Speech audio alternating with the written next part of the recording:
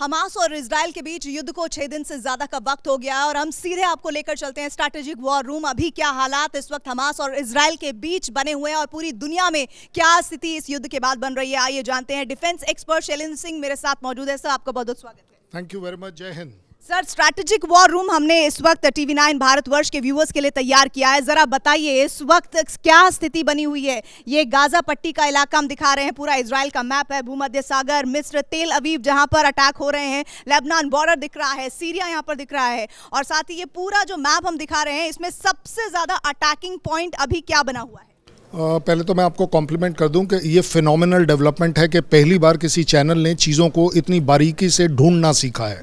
Hats off to TV nine Bharatvarsh, बहुत ही बढ़िया और उत्तम लेवल का आपने काम किया है।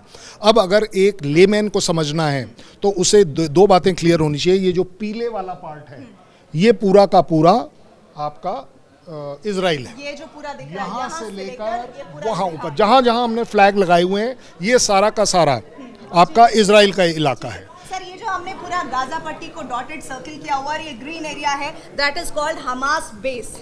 It is not only called Hamas base, it is also called complete of Palestine and Hamas included, क्योंकि हमास सिर्फ पैलेस्टीन के अंदर है और गाजा पट्टी में इन दोनों का जमावड़ा है।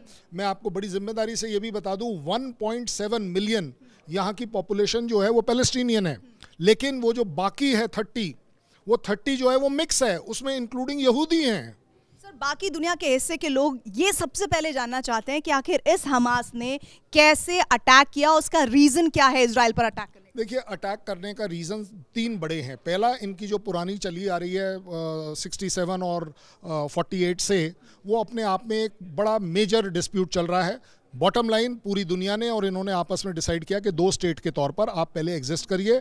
दोनों ही कंट्रीज एक दूसरे को बिल्कुल नहीं चाहती, एक दूसरे को टोटल नष्ट करना चाहती हैं। अब मुझे बताइए कि सबसे पहले जो हमास ने 7 अक्टूबर का अटैक किया वो कैसे अटैक किया, क्योंकि अभी हमने सारे जो आर्टिलरीज हैं वो यहाँ पर देख रहे हैं, हम इजराइल में देख रहे हैं, लेकिन हमास का वो अटैक कैसे हुआ डे 1? अगर आप पहले प्लानिंग और एग्जीक्यूशन की बात करें तो उन्होंने इस भूमध्य सागर के अंदर अपनी बोट्स लाए हैं, स्पीड बोट्स, नॉर्मल बोट्स। ये हम जो उठाते हैं, मान लीजिए हम ये मैप समझ लेते हैं। हाँ, इसको आप बोट समझ लीजिए, ऐसे कर बोट समझ लीजिए कि ये बोट्स के तौर पर अपने पोर्ट पर आए। साथ ही साथ इसी पोर्ट के आगे वाली साइड में जो कि इजराइल के साइड जाकर मिलता है, वहाँ से इन्होंने अपने पैराग्लाइडर्स, पैरा मोटरिंग, पैरा चीज़ों को अलग अलग जगह से ऊपर उठाया अपने आप को। और ये मैंने किया हुआ है इसलिए मैं बता पा रहा हूँ। आप इसको अपने लगाकर थोड़ी देर दौड़ते हैं, दूसरा आदमी खींचता है और आप उड़ना शुरू कर देते हैं, स्काई डाइविंग जिसको भी हम बोल सकते हैं। तो यहाँ से जब वो उड़े तो उन्होंने अपने अपने एरिया के टारगेट्स में जहाँ जहाँ जाना था वो वहाँ चले गए इजराइल में, और वहाँ पर उन्होंने मारकाट मचानी शुरू करी। करेक्ट। इन 2 मेजर हिस्से में सबसे ज्यादा बमबारी हो रही है। यस। इसके साथ ही साथ इन्होंने इस जो ये हमने रिप्रेजेंट करी है फेंसिंग, इस हमास का ये जो गाजा पट्टी वाला एरिया है, यहाँ पर फेंसिंग है। जो इजराइल और हमास का जो बेस है गाजा पट्टी में, वो बॉर्डर एरिया, ये जो देख रहे हैं हम, ये फेंसिंग के जरिए। एब्सोल्युटली। और ये फेंसिंग इसीलिए इजराइल ने लगाई थी कि भाई साहब आप हमारी तरफ मत आओ, हम आपकी तरफ ना आए। फिर हुआ क्या? हुआ ये कि इजराइल वाली साइड में अल अक्सा मॉस्क में एक प्रोटेस्ट हुआ था। उस प्रोटेस्ट में पुलिस उसमें एंटर कर और गोलाबारी। लोग पूछ रहे हैं कि अल अक्सा मस्जिद किधर है? ये इस side, there is a problem. Yes, बिल्कुल। गाजा पट्टी और इजराइल का जो ये इधर वाला हिस्सा है, कॉर्नर है, यहाँ पर है अल अक्सा मस्जिद। सो आप देखिए उन्होंने क्या किया कि पहले तो बोट से आ गए, फ्लाई करा, अंदर चले गए, साथ ही साथ ड्रोन्स और रॉकेट्स के साथ उन्होंने अटैक भी किया इस पूरे एरिया को। अब बात है हम इजराइल की तरफ हम ये वेपन्स देख रहे हैं, हम देख रहे हैं ये टैंक है, ये BMPs है, ये आर्मी के व्हीकल्स हैं, कैसे अटैक किया गया। और ये जो आप देख रहे हैं सर, ये आयरन डोम है, ये कैसे एक्टिव करा, इधर आके जरा समझाइए सर। देखिए, अब हम बात करेंगे कि ये सारी चीजें अभी नहीं आई, पहले दिन ये आई हैं। आप वहाँ से ये जो गाड़ियाँ आप देख रहे हैं ना, ये टैंक हो गया, BMP हो गए, आर्मर्ड व्हीकल्स हो गई, आर्मर्ड कैरियर्स हो गए, ये सब बाद में मोबिलाइज किए हैं। तो इससे पहले मैं आपको आयरन डोम के बारे में बताना ज़रूरी है। ये जो हमास का एरिया है, इन्होंने अपनी एक मैं एक को लेकर चल रहा हूं, हालांकि ये 5,000 हैं।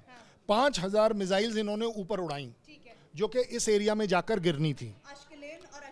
Not only to other areas also. इसीलिए आप देख रहे हैं कि इजराइल अभी भी स्ट्रगल कर रहा है कि जो इन्फिल्ट्रेटर्स हैं उनको कैसे मारा जाए, कैसे निकाला जाए। तो जब ये जो चली, जब ये ऊपर चलती है, तो ये हमारा जो आयरन डोम है ये इसे डिटेक्ट करता है। ये मिसाइल यहाँ से ये यहाँ से मिसाइल, रॉकेट, जो भी आइटम है, प्रोजेक्टाइल, ये जब चलना शुरू होगा आयरन डोम इसे डिटेक्ट करेगा, और जैसे ही डिटेक्ट हो जाएगा तो ये जो हमने लगाए हैं ये इंटरसेप्टर है। ये इंटरसेप्टर यहाँ से फायर करेगा और इसको इसकी ये यहाँ पर टकराकर इसको खत्म कर देगा। आयरन डोम का मतलब एक्चुअली ये। अब आप मुझे बताइए ये टैंक्स के जरिए कैसे आगे बढ़ रहा है इजराइल? इसके बाद जो असली बात आई कि जब इन्होंने डिसाइड किया इजराइल ने कि इस बार हम फेंसिंग पर जाएंगे या फेंसिंग क्रॉस करेंगे, तो इसके लिए इन्होंने अपनी tanks, BMPs, armoured personal carriers, infantry और ये सारी चीज़ें मूव कर दी। और इसी को हम आज की तारीख में बोल रहे हैं घेराबंदी। जो गाजा पट्टी की घेराबंदी है वो ये है। इस वक्त आर्मी के व्हीकल्स मौजूद हैं, यहाँ BMPs मौजूद हैं, ये टैंक्स मौजूद हैं, ये फेंसिंग है इसके पास, और तमाम आर्टिलरी, यानी यूं कहें कि पूरी तरह से युद्ध की तैयारी इजराइल ने इस वक्त की हुई है जवाब देने के लिए हमास का। अगर मैं ऐसा कह रही हूं तो सर सही है? बिल्कुल 100% आप सही हैं, सिवाय इसके कि ये अभी भी फेंसिंग के नजदीक नहीं आए हैं। ये डिसीजन पेंडिंग है। जब भी कभी ये डिसीजन होगा कि हमें गाजा पट्टी में एंटर करना है, जब एंट्री की बात आ जाएगी तब जाकर ये लीनिंग ऑन ऑपरेशन धीरे धीरे करके ये आगे बढ़ते जाएंगे और उसको क्लोज करेंगे। और आज नहीं तो कल, जिस भी दिन डिसीजन होता है, इस फेंसिंग को तोड़ेंगे और इसमें आगे आकर कॉर्नर्स पर खड़े हो जाएंगे, जो कि बिल्डिंग्स के कॉर्नर्स हैं। अच्छा, आखिर में बता दीजिए सर, लेबनान बॉर्डर पर क्या हो रहा है? देखिए, लेबनान इस समय सिर्फ अपने यहाँ पर अपने बॉर्डर के साथ मिसाइल्स 50,000 लगा रहा है, रॉकेट्स ऑब्लिक मिसाइल, जो कि इजराइल को भी पता है वो आप ही के लिए। इस वजह से अब आप देख रहे हैं कि इजराइल ने वेस्ट बैंक के तरफ और लेबनान के तरफ, क्योंकि ये एक अलग धड़ है इजराइल का, यहाँ पर अपने 1 लाख सैनिक और अपनी जो आर्टिलरी, मिसाइल, सब कुछ अब उन्होंने यहाँ डिप्लॉय करी है, जिससे कि जरूरत पड़ने पर पहले तो वेस्ट बैंक के हिजबुल्ला को वो न्यूट्रलाइज कर पाए, क्योंकि अगर इसे न्यूट्रलाइज नहीं किया तो आपको प्रॉब्लम हो जाएगी। और अगर लेबनान किसी भी तरह से इन्वेड करता है, इंटरफेयर करता है, तो ये आप आने वाले दिनों में ये युद्ध कितना लंबा खिंच सकता है? नहीं, ये लंबा, देखिए 2 चीज़ें हैं। अगर आज की तारीख में देखा जाए तो इजराइल सिर्फ वेट कर रहा है, उसको रोके हुआ है वो होस्टेज सिचुएशन, वो 100, 150, 200 लोग जिनको पकड़ा हुआ है। जिस दिन वो सॉल्व हो गया, मुझे लगता है ये चीज़ आगे शायद ना बढ़े। धर्म का रंग दिया जा रहा है इस युद्ध को, क्या आपको लग रहा है कि वाकई में ऐसा है या फिर असल मकसद कुछ और है? देखिए, धर्म का युद्ध अगर रंग नहीं देगा हमास, तो उसे कोई सपोर्ट नहीं करेगा, क्योंकि इवन सीरिया ने, ईरान ने, जॉर्डन ने ये कहने से मना कर दिया, सऊदी ने तो बिल्कुल ही मना कर दिया कि ये तो भाई टेररिज्म का ऑपरेशन है, इसे टेररिस्ट की तरह डील करा जाए।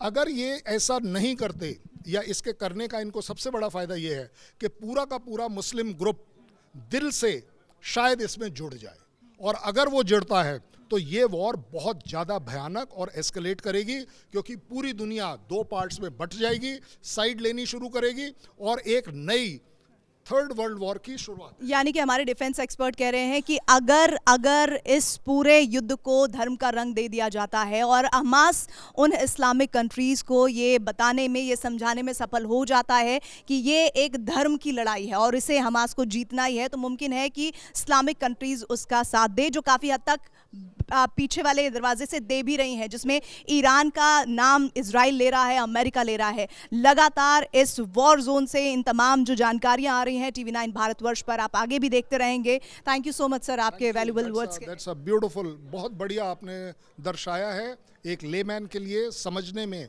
बहुत आसानी होगी। Thank you.